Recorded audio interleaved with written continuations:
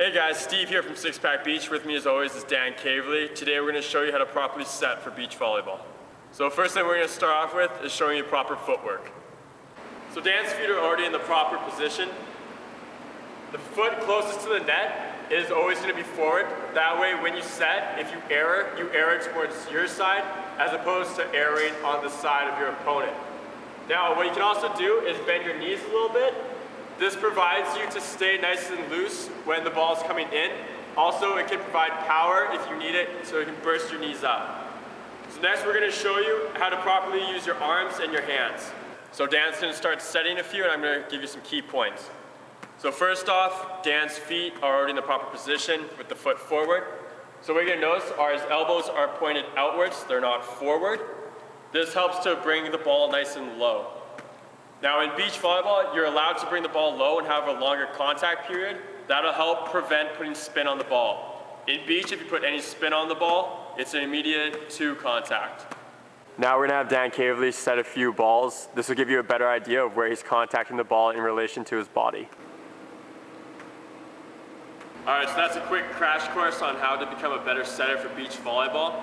A lot of people don't really know about arm positioning and how long you can hold the ball for, so it's really key that you understand that.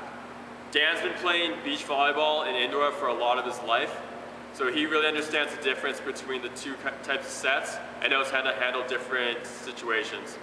So Dan's gonna give you a couple of tips that'll help you when you play outdoors. Okay, so a lot of mistakes that many people make is they don't get their feet under the ball. I see this a lot when I'm at Kids Beach and it'll be windy and the ball will blow just too far away and they won't get their feet fully under it and they'll be setting from a different spot every time. If you set from the same spot every time, it's a lot easier to work on getting the ball with no spin, which is the most common error people make. And one of the checks you can do if you're just by yourself, you can toss the ball up with a lot of spin and try to set the ball with no spin, and you can see there, I set it with a little bit of top spin, which means I'm getting too much on top of the ball with my hands. And then you can do another check, and that had a little bit of top spin and a little bit of side spin, so I'm getting a little bit too much of my right hand on the ball and a little bit too on top of the ball again. So you can practice that over and over with yourself. That one was pretty good, so yeah, you can just practice that over and over if you're just by yourself and want to get better at setting. So we hope what we showed you is really going to help your beach game. A lot of things you can look for when you're getting started are your elbows are in and your hands are square. When you set the ball this way, it's more of a throw. To do it correctly, make sure your elbows stay out. Also, make sure you're not taking the ball too low when you set, otherwise it's going to be called a carry. And also, if you set too fast, most likely you're going to be setting double hits. Yeah, so be sure to like this video. If you have any questions, be sure to comment and we'll get back to you as soon as we can to help you better. Also, to give the best help that we can, send us a video response.